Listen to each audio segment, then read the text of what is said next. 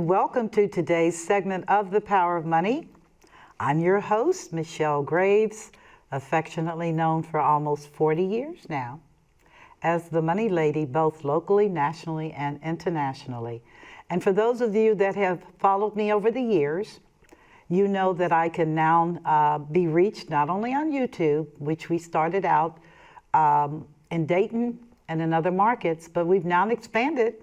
And we're in New York City, we're in Philadelphia, the Carolinas, and throughout this country doing this show. My commitment to those of you that are watching has remained the same. I'm committed to empowering you, my viewer, and your families so that you may thrive during these challenging times, so that you will be exposed to people, fascinating people with amazing stories, that you may learn what you didn't know, because we don't know everything. And finally, that you will look at life as an amazing journey, well worth traveling. And on that note, today I have for the next hour another remarkable guest on the show, Bari Roberts, who is with the National Cancer Institute in Atlanta, Georgia. Yes, she's here on set. I'm so excited about her being here. And she is a patient advocate, and she works closely with women and cancer. And she'll be talking about domestic abuse as it relates to that, if you can believe it. I keep telling you all, it's everywhere. But we are challenged to say enough. We can't take it anymore. It's too much. So on today's note, I will introduce my guest, and I'm going to let her share her experiences, her background, and she has a remarkable background, by the way. For those of us who are privileged to be on my show as a viewer today. Bari Roberts. Hello. I'll take your handshake. Oh, Thank you please, please, please. Where do we want to begin with your story? Whew.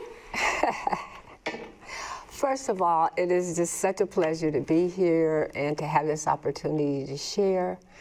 When you were talking about 40 years, maybe you should have mentioned that you and I have known each other for much, much longer than 40 years. Yes, we have. And you are a phenomenal woman. Oh, I'm just humble. I'm grateful. And the work that you do, and especially now, I mean, I know you've been doing this for 40 years, but right now this work is so critical. The timing. And the timing to talk about domestic abuse with everything that's going on, and to look at it from so many angles as you have already done. Yes, I've tried to. As you have talked to patients, you've talked to victims, you've talked to counselors, you've talked to administrators. I mean, and this is a very, very, very deep subject. It is so deep. And it's so deep. It's challenging on so many levels, because most of the people think about the victims, but there's so many people behind the victims that suffer from the abuse. When there is abuse, it's not just one person. That's very, very true. And you're tapping into that. And for you to invite me to come and talk about abuse with cancer. Yeah. And you know, when I stumbled upon it, I am a cancer survivor. Yes. To the audience, I'm a cancer survivor, and my cancer journey is my cancer journey. But after I became a survivor, which is actually the largest growing number in cancer, or is survivorship. Oh, more and more people are surviving cancer. Oh, good. Overall, so good. Because of the new treatments and therapies. So still there are disparities, and we have to recognize that there's still disparities in care. Could you tell me in more? medical care? There are disparities in care based on income. based on zip code. I mean, they look at it at all kind of ways. Their disparity in care is not just racial, Okay. though the predominance is racial. But there are people who live rurally that don't get the care that they need because it's not there.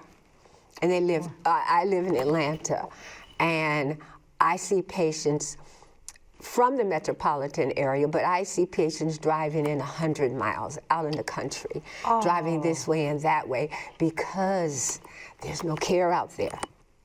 The whole medical system is under siege. And the people that are suffering, of course, are always the outliers. And so at first I came into it like, oh, the disparity of care that popped up quite phenomenally and out loud during COVID. Oh, really? When African Americans and people of color were dying 3 times what other races were. And then from the COVID. But then it opened up and it exposed the whole medical system of the disparity of care that they've always known. And when you talk to the doctors or you talk to the administrators at the big hospitals, they knew. But now there's a call to action, and that's what we want. We want a call to action. Good. And that's what I'm here to talk about today, a call to action. So while I was going through my cancer journey, and I'm not going to spend a lot of time on it, what I started noticing was the role. I was the patient, but I started becoming very aware of the role of caregivers. And caregivers are the unsung heroes. Well, tell me, what is a caregiver? So a caregiver, it might be your wife, it could be your children, it could be neighbors, it could be your community, it could be people from your church. Those are all the people that showed up for me in caregiving roles. They were my relatives. They showed up in caregiving roles. And I've seen men bring their fathers for treatment. Oh. Which is a whole nother discussion. That's another discussion. Yes, it is. And I've just been proud of young men, 40-year-old men bringing their 70-year-old father to the hospital and sitting there with them. Yes. And, calming them and comforting them. But what I also started to see once I recovered and started working in my patient advocacy, what I also started seeing and hearing and becoming aware of were people who were being abused. I have several stories, but there are 2 in particular I really want to talk about today. Okay. Of abuse. And we think of abuse like, and the other thing is, and I think that's critical to talk about too, it's not always physical. Correct. It's emotional. It's financial, it's spiritual.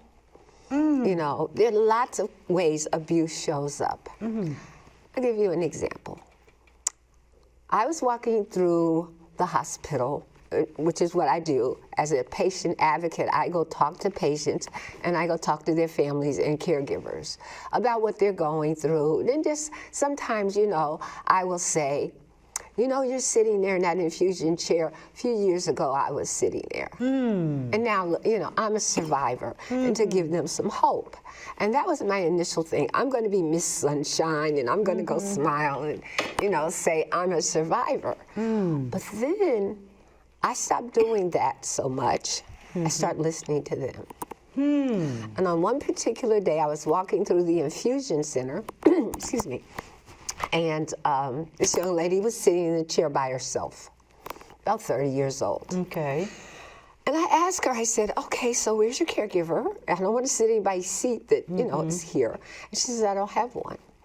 And I said, well, I don't understand what that means. And I said, where are you in your cancer journey? And she says, well, this is my first visit. This is my first infusion. First visit, no one with her. No one with her. Red flag to me in my training. And so I said, well, what have you been diagnosed with? And she said, breast cancer. And I said, oh, okay.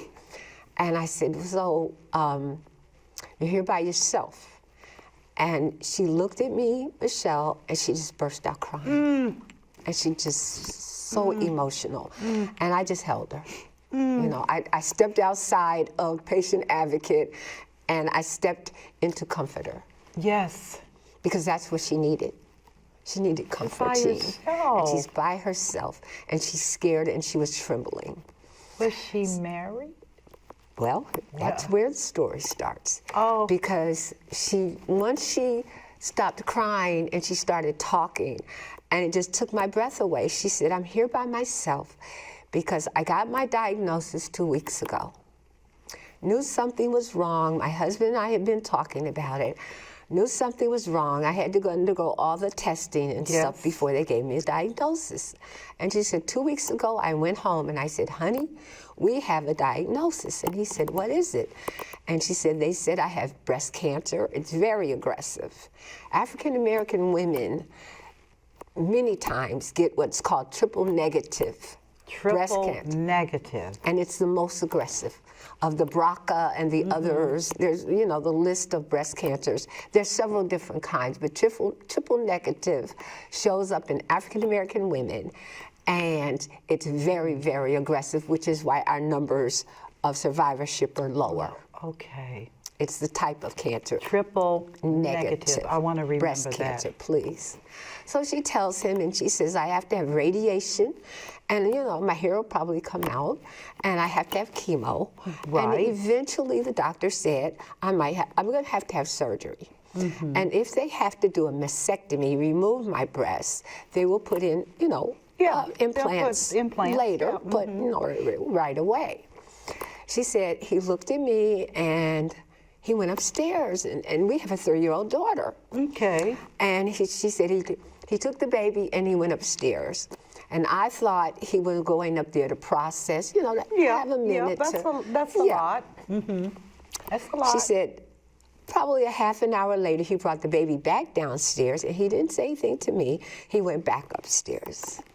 She said an hour later, he came downstairs with his suitcase, and he looked at her. And he came downstairs with his suitcase packed. And he looked at her and he said, everything you said, I can do none of. I can't do any of it. What does he mean? I can't be involved in the whole process. I can't do any of it. I can't take you to chemo. I can't stay here and watch you lose your hair, your breast, the disfiguration. I can't do any of it. And she said he walked out the door. And at that point, we're 2 weeks in, and she hadn't heard from him. He hadn't called to check on the child or her. So she said, left. That's abuse. That's abuse. He didn't hit her. He didn't touch her. Even after he destroyed her. That's abuse. Her soul broke into pieces. Yes. Her soul broke into pieces. Yes. She was strong. She was broken, but she was strong. Thank you. And I looked at her, and she continued to cry and talk about him. But I looked at her, and I thought to myself, you have an incredible story. But I also thought to myself, as an advocate, how I could help her or suggest some things. And then again, I thought about my own journey, which was nothing like hers, because I was loved, I was supported, I had a community. You had a wonderful husband. My husband was going through cancer at the same time. Yeah. But yes, I did. I had my husband's support. I had my daughter's support. My daughters brought their churches, their friends. So we were supported. And I'm thinking, this poor woman sitting here with nobody. She said, well, my mom's going to come down from New York, and she's going to be with me to take care of my daughter and to take care of me when I get so low that I can't do anything. And I'm looking at her, and I thought, so how do I help this woman? What can I pour into her? And I got real quiet, meditated for a moment, and it came to me. And I looked at her, and I simply said, you should be glad he's gone. I said, let's turn this around, baby girl. I said, let's do this. When you start going through this process and the doctor has explained it, you understand it and you've accepted it. When you leave here or wherever you're going and you go home, you won't have somebody standing there looking at you going, ooh. Ooh. You know, oh, I want your hair back, or you need to wear a wig, or whatever. You won't have somebody when the radiation burns and it burns and it lasts. You won't have someone when you're getting undressed saying, you know, oh no, that's disgusting, or you know, could you just cover that up? Why does it look so bad? You won't have that. I said, when you're taking the chemo and you're nauseous and you're spewing and you're, you know, going through all that chemo does for you, you won't have someone looking at you with disdain or disgust. I said, this is an opportunity for you to focus on you. Yes. Since he can't do any of it and you have to do all of it, then you have to love you enough. Yes. You have to concentrate on you enough. You have to work with your baby and your mom. That's your support system, and I'm here as well. Correct. Okay. And if there's other support that you need in this hospital, I will find it for you. I will get you a social worker.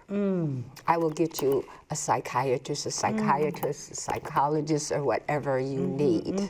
I will get you a nutritionist. I will get you the chaplain to come. If I can't be here, I can call a chaplain to come sit with you, because I don't want you sitting here alone. You know what? That is domestic violence. I don't care.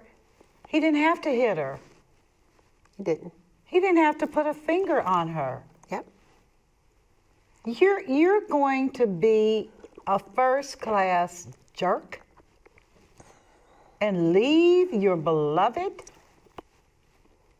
I mean, what if the situation were reversed and he was the one who had prostate cancer, which is epidemic? Yes, that's correct. And I mean, what woman wants to deal with that? Because that literally is over. There's not a whole lot of going on there. Yeah. I tell you, Bari, people never cease to amaze me Yep. with the level of coldness and brutality against other human beings. Most vulnerable thing for a woman is breast cancer. That's correct. The most vulnerable. That's correct. The very things that this society gives such merit to, your breasts and how they look, and then And your hair. and your hair. And your hair, your breast, you know, the whole, feminine. The feminine, thank you. The feminine. Thank the you. feminine. Thank you. And he does this. Have you seen this occur other times? Well, my second story is quite different, because there was this wealthy, and she was Caucasian woman, and she lived in Buckhead, which is the place to live in Atlanta. And how she and I came across, we were doing a fundraiser for cancer. Okay. And part of the fundraising was I had a table. You know, there were vendors and all of that in the room. And I had a table talking about patient advocacy. And I just had my little, you know, my stuff out. And she came over to me. And she's a gorgeous woman, almost like a model. Yeah. And I didn't realize that she was a patient. Okay. And she came over to me and she was asking me about the program. And I said, oh, and I was telling her about it. Okay. And she looked at me and she says, well, could you be my patient advocate? And I said, wow, I didn't realize you were a patient. She says, yes. And I said, well, okay. I said, well, you're looking pretty good. And she says, well, I'm, you know, further along in my recovery. And she said, can I tell you something? And I said, that's what I'm here for. Tell me whatever you want to tell me. And she said, I have a unique story. And she said, when I was diagnosed a year ago, Okay. And it started out a year ago, year and a half ago or whatever. She said, I went home and I told my husband. Okay. And she said, he proceeded to beat me in every room in the mansion. And You're making me itch. I looked at her and she said, she says, first of all, Miss Roberts, close your mouth. Because I was like dumbstruck. I was dumbstruck. I was like, what'd you say? And she said, I came in the door, same situation as the other young lady, and I told him I have, breast cancer, my hair's going to come out, and, all the things that happen. Mm-hmm. And he looked at her and he said, you're supposed to be my trophy wife. And if that happens, you won't be my trophy wife. And just went into a rage. And she said, I ran, and she said, I saw him. And I think, they were in whatever room they were in. She said, when he put his hand back to strike me, she said, start running. Yeah. And she said, and I ran, and we have 3 kids. They had 3 kids, but the kids weren't there. Okay. And she said, I ran into one of my daughter's room, and he came in there. And she said, and then he started, hitting me. And she said, I started running through the mansion. Yes. So I don't know how many rooms that means, but I mean, this woman is running for her life in her house. In her home. And she's still in recovery. She's still recovering. She hadn't had the procedures yet, but she was getting ready to start the journey. Right.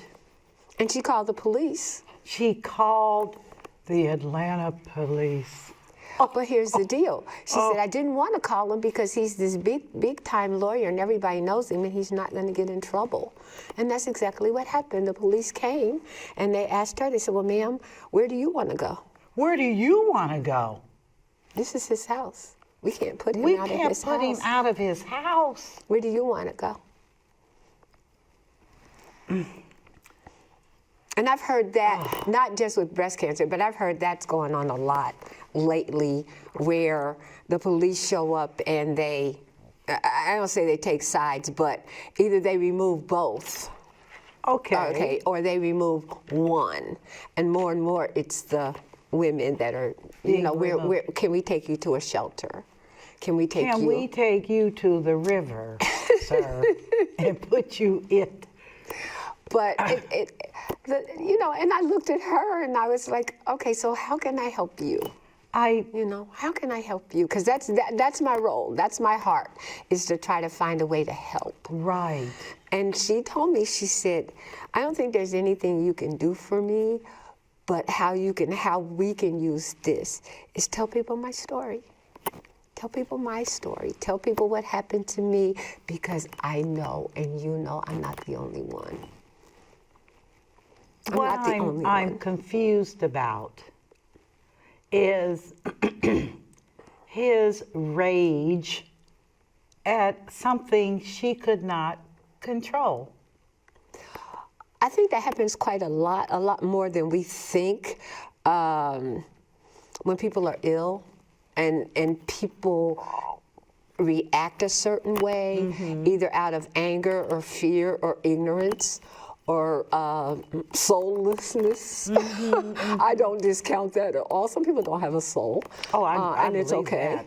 But we must be aware, because those of us that do need to separate ourselves from those that don't. Takeaway moment. Did you not hear what she just said?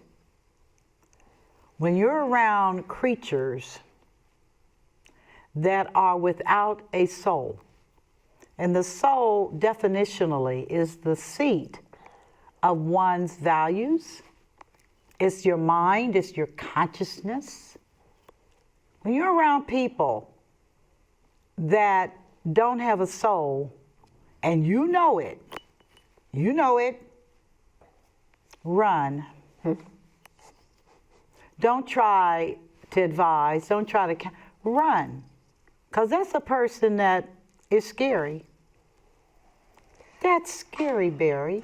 And there's also a person that's scary, but it's also a person that, again, can abuse you on so many levels. His was physical, the other man's was emotional and financial, because he walked out of the door, you're the breadwinner, you're abusing me financially. Right. Me and the baby, or Right, whomever else is involved. Okay? And here, this guy is, wealthy, and he chose to strike. He chose to strike, to use his hands. But he abused her financially too. Absolutely. Because her income went out the door. Right? Yeah.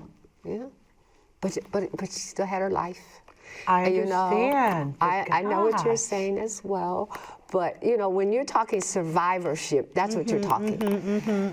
One of the things one of my new slogans, or one of the things I always say, if you're measuring everything by money, you're already lost. You've already lost. Right. Because there's so many other true measurements. And I know you're the money lady, and I appreciate money. But I'm saying when you get in certain situations in your life, and you're using money to measure a situation, that perhaps the measurement should be love. The measurement should be support. The measurement should be support. Right. The measurement should be kindness. That would be nice. The measurement should be communication. Yes. How are we communicating? Right. What level? Right. How much? What are we saying? So, yeah, the financial abuse is there. But when you have cancer, the last thing you're thinking about is money. Well, exactly. Yeah, the last thing you're thinking about is money. That is exactly correct. I remember in my experience, when I was diagnosed, the doctor is sitting there talking to me about insurance. And he's saying, well, I could help you, or I have people who could help you, but they don't take your insurance. And he went down a list of 3 doctors who he thought could help me with my cancer, but they didn't take my insurance. And finally, I looked at him and I said, you're having an insurance conversation. I'm having a Save Barry's Life conversation. Yes. And they are no way touching. Right. They're no way touching. He was confused. He was, but you're the doctor. Yeah, but you're and you the took doctor. an oath. But back to abuse and patience. I've seen people with other cancer patients, and not just breast. That's what I'm saying. It's the illness. It's an illness. I mean, you got elder abuse. Yeah. So if people can abuse their elderly parents or aunts or uncles or neighbors or whatever, it's elder abuse. It's still abuse. Correct. You're abusing people who need you. That's what abuse is. If you abuse your child needs you. Yes. Anything else, it's abuse, but it's not consistent. It's not chronic. I saw the show you did on April, the first part of the show you did with April Ballantyne. Oh my God. And I am so looking forward to the second part. Because she's a survivor. She is a survivor. Amazing survivor. Yes. Just her will alone. Yeah, and her dignity and her presence. I was so moved by that woman and her story, because she is not atypical. Women are, by our very construct, more emotional because of estrogen. We're more emotional than males. We tend to hurt, and we hurt deeply. And when you shared those 2 stories, it just it was like, oh my gosh, this is such a terrible way to have to go through a difficult time. The outcome of cancer could be fatal. Absolutely. You don't necessarily, you may not make it. Absolutely. And to have the one love of your life.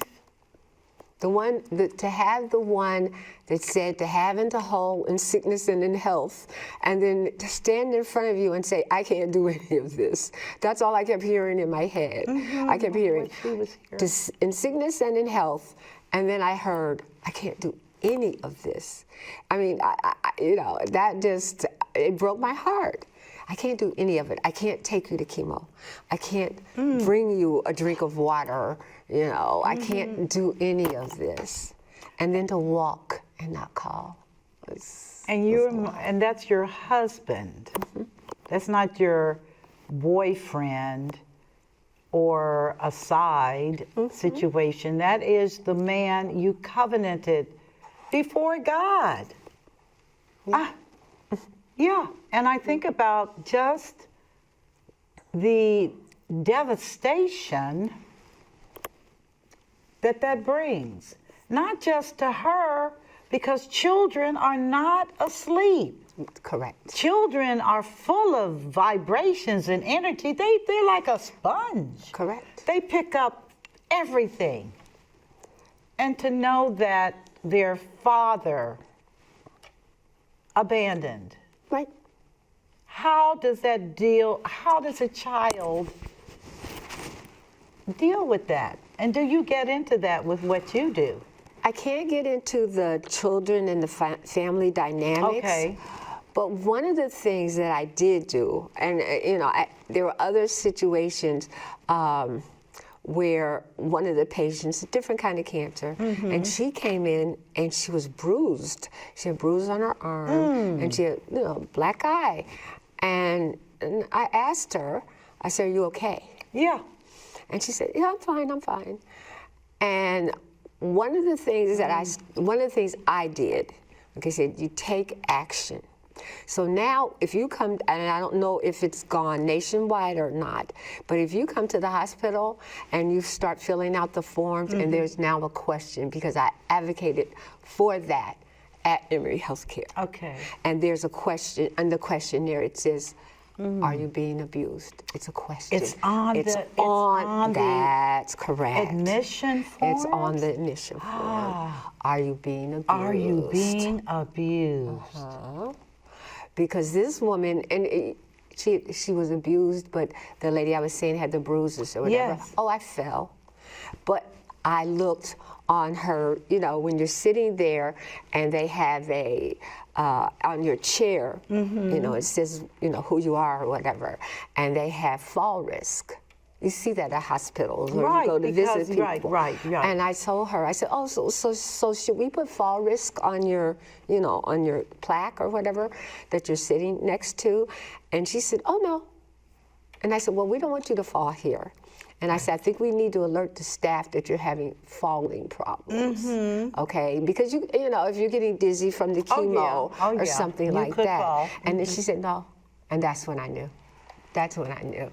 And so I started, and one of the things I did, I started the meetings that I have with the staff and the doctors and the people there at the hospital, and I make my report about patients. I started I'm starting to see, I don't know if you guys notice it or not, but I'm starting to see people come in here that are being abused. Yes. And you're treating them for one thing, and they're walking out of this door and walking into something else.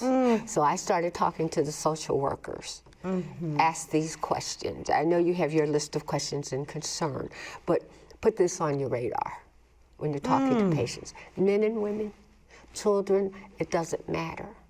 Abuse is abuse.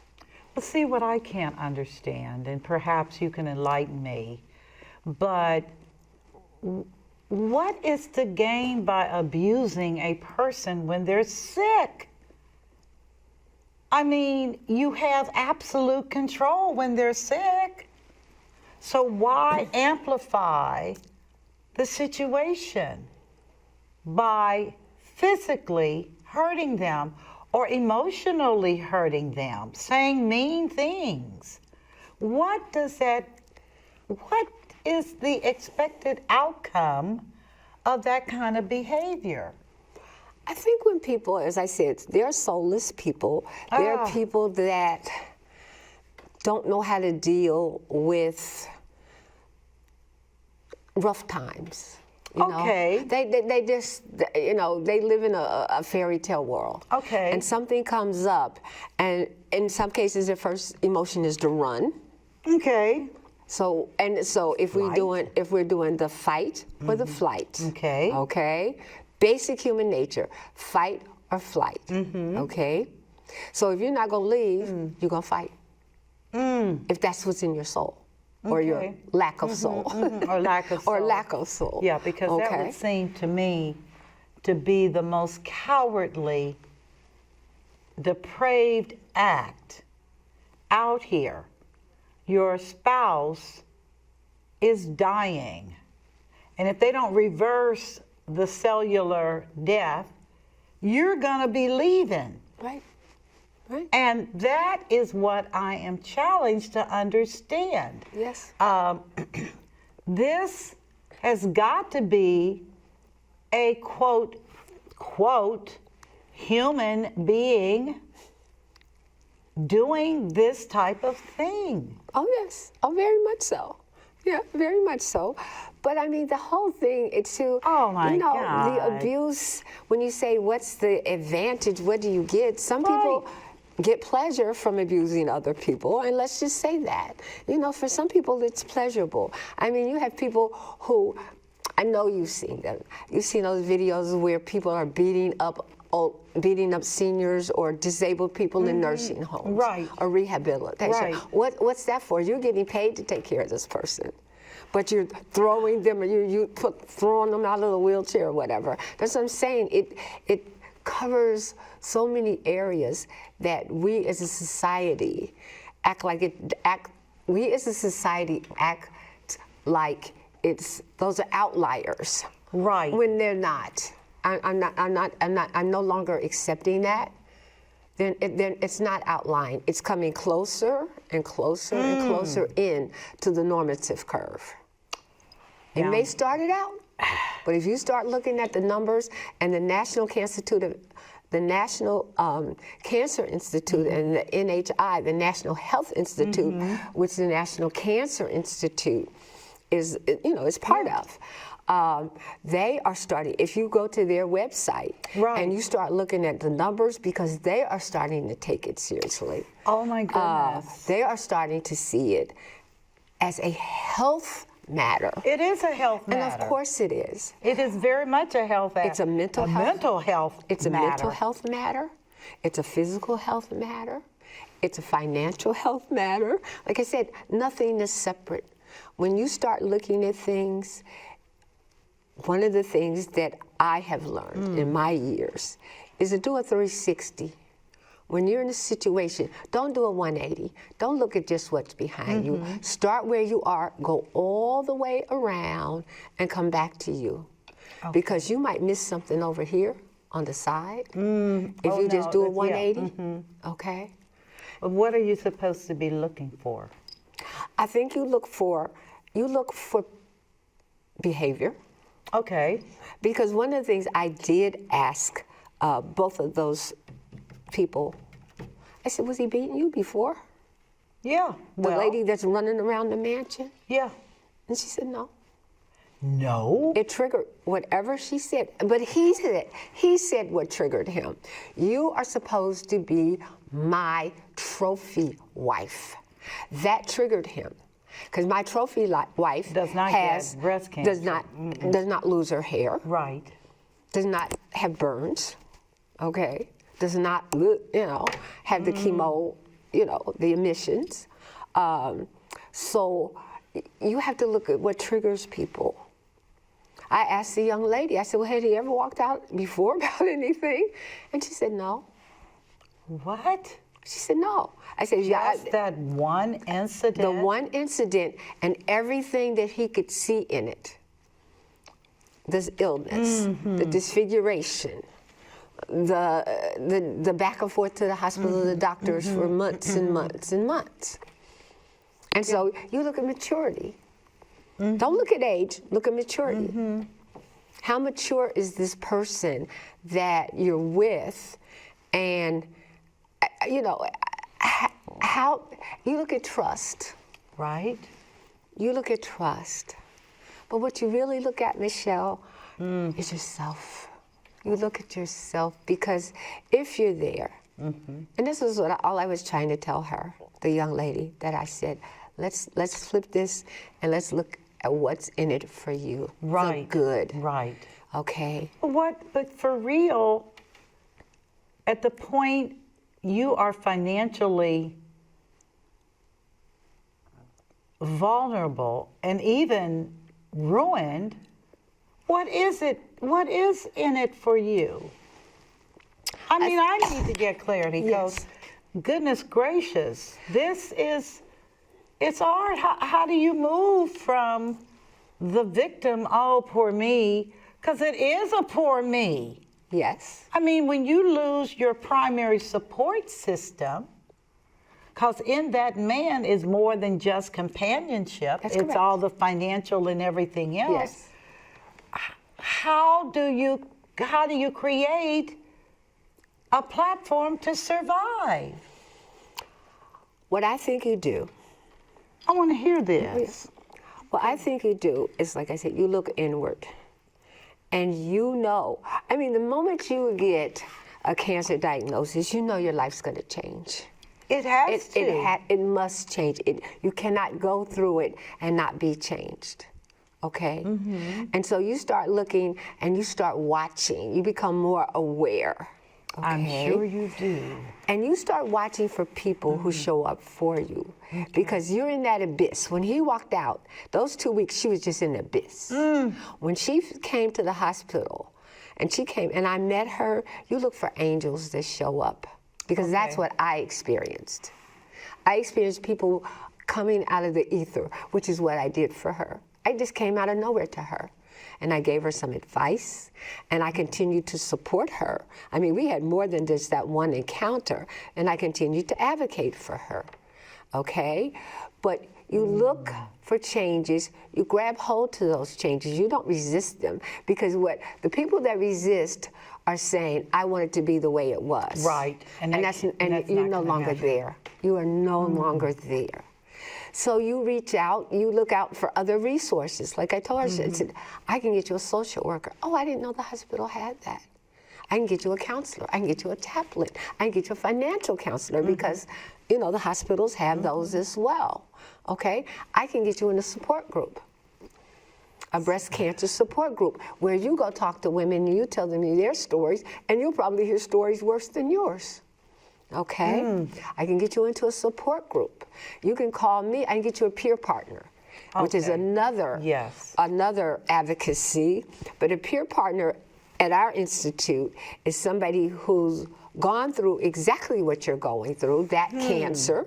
So you would meet with another breast cancer patient, Zoom, phone, or whatever. And you all talk about your experiences, and you'll see that you're not alone. And you see that there's nothing to be ashamed of, that you didn't do anything wrong. Do you think that shame is one of the byproducts of that type of an experience? Oh, heck yeah. In one of my books, I am an author as well, and in one of my books, I talk about that. I talk about my experience of having cancer, and I had a tumor that was actually sitting out, outside. You could see it on my neck. And I would go into, before I started the treatment, I would go out and I would see people go, oh God, look at that. Oh my goodness, they look. Oh yeah, and pointed, in restaurants or whatever, because it was so obvious. And we as human, somebody's different, we gotta say something. Whether it's appropriate or not. And I remember feeling so ashamed that I was out in public and, and people were doing this and making comments, and the shame. And there is shame. A lot of people get sick and feel a certain shame. I'm letting the family down. Now the resources that were for this are going to be on me. And we as women especially, we get shamed. Yeah. Oh, and another thing we found out is that, especially among women of color, is why we are diagnosed so late. Versus other people who, the first little lump or the first little sign, they're there. Right. But we'll go, oh, it's this, or we'll be in denial, okay? And right after denial, we'll go into shame, Shame that this is happening to your body. You didn't instigate it. Doesn't matter. It's you. Doesn't matter. It's you. It's you. And that's one of the things I tell women. We have to start acting and thinking. We've been programmed. And part of it is the design, is the physicality of us being women. But we still got brains. Of course. We still got brains, and we still got choices. But I'm wondering. And we have been programmed to put everybody else first. And when they see us putting them first, which is, again, with my discussion to that young lady, you know, he's making it about him, and now you're making it about him when his life's not being threatened. No, he has the freedom to go on with his life, and apparently with very little remorse. I don't know if a post-departure interview would be appropriate, but I'd like to know, how's your life going, Guy? Since you did this heinous thing, how is your life going? Well, her life is going great. Her life? She survived the cancer. Is this the first illustration? This is the first young lady. Okay, her life is going great. Her mother came and helped her, and then her neighbors helped her. Like I said, the angels, I call them angels, because people just come out the ether. There are people waiting to help you. Don't think whatever you're going through, there are people waiting to help you. That's their mission. That's their, you know, that's what they do. And you have to have you have to ask. You have to ask. You have not because you ask not. And, you know, you have to humble yourself, because a lot of people, oh, you know, I will never need a social worker, because that has connotations in this society. And so for somebody like the lady that lived in the mansion, I mentioned social worker to her, and it was like, oh no, a social worker, that's for, you know, a class or a certain amount of people. When the work that they're doing is for everybody. The work that they're doing, the counseling that they're doing, the resource is right.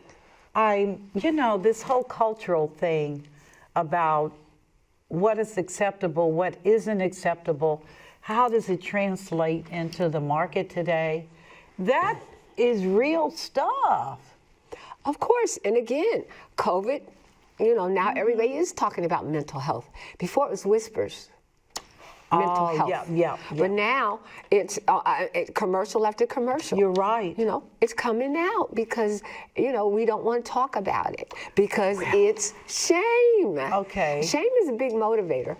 I mean, it's just a wondered big about that. motivator. How that works. Or negative motivator. Shame. You're ashamed. I guess it reminds me of when AIDS first came out. That's correct. And there were all kinds of inappropriate, inaccurate assessments of that disease. Yes. Like, you don't want them in your room, you don't want to deal anything about that. Well, I would like for you, in the remaining time that we have, would you please summarize for the benefit of all of our viewers, I'm asking all of you all that are watching right now to get a pen and pencil, pull it out, because we want to get some summary points that you have experienced as a patient advocate at the National Cancer Institute and at Emory. What are some of the things that people, women specifically, need to be watchful for as they go that journey? Okay. One of the things, the best advocate for you is you. Very simple. I learned that, again, through my cancer journey, that there were times I had to advocate for myself with my own doctors. I advocated for myself initially when the doctor was having an insurance conversation and I wanted to have a save Barry's life conversation. And that's when my advocacy really started. I didn't know that's what it was, but I told him, I said, okay, we're not getting anywhere with this. Give me all my information and I'm going to take it somewhere else and find somebody that wants to save my life. And not worry about, Aetna or Humana or whomever, whatever, okay? So the best advocate for you is you. Okay. Be willing, able, humble yourself, to ask for help. You cannot do it alone. It's impossible. Be clear. Be very clear before you speak. Be clear with yourself before you speak to other people about what you need, what you want. Evaluate it critically. Come with the most important stuff first. We tend to lead with the incidentals. Oh, we do. I hear it. Yeah. I see it. That we tend to lead with the small stuff. And sometimes you have to lead with the big stuff. You know, you just come out with it, like that young lady did. My husband left me. Oof.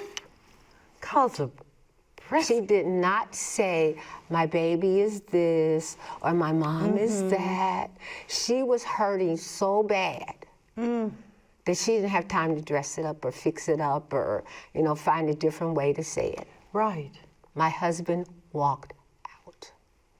Well, I think this ties in the remaining minutes. It ties into what my belief system is all along, which is, despite what you're going through, you must begin the journey with yourself. You must learn that I value me more than anyone else, including my husband, so that you can get through this. They'll work it out or they won't. But it's so imperative that we give ourselves a pat, which is, I'm doing okay, I'm alive, and I'm going to do better today than yesterday. I want to thank you for coming on. I do, not just because I love you, because I do, but because you are doing such a great work in Atlanta and with these women that are dealing with cancer, and then the overlay of abuse. That's a lot. I hope you take long vacations and great cruises, because I think I would need to be on a beach someplace where it's warm to kind of think through that whole thing. But I appreciate your coming on and talking about women, cancer, and domestic abuse. Viewers, this concludes my series on breaking the silence. And I've ended it marvelously with a woman that is just a great woman. But she is a cancer survivor. And you can Google her name, Bari Roberts. She's written several books, but particularly on her cancer journey. I invite you to become a part of that reality. And I thank you all for being a part of the show today. God bless you and keep you. And may you look around at other people and stop complaining and embrace love and kindness. Can I ask you to do that for me? I appreciate it. You all take care, and we will be in touch soon. Thank you for the power of money. Take care. Bye-bye.